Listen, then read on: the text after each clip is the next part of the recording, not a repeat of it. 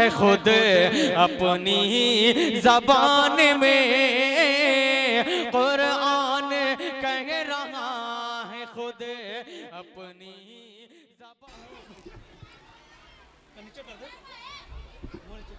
पे आती है दुआवन की तमन्ना मेरी, इंगांगी शम्मा की सूरत से खुदा या मेरी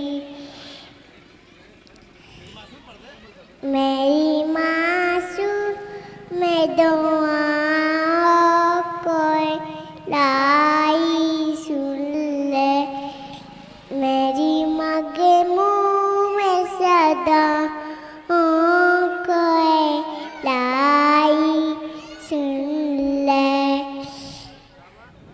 नूरे माँ से मेरे दिल को मुनव्वर कर दे,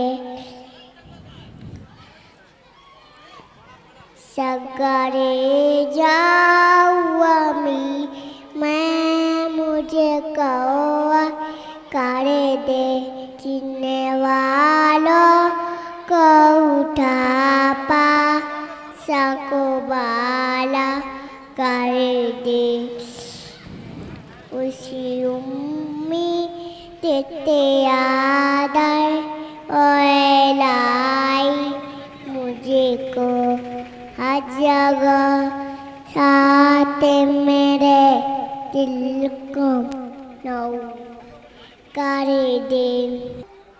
असे भी रब्बी जल्लल्लाह माफी काले भी गैरुल्लाह।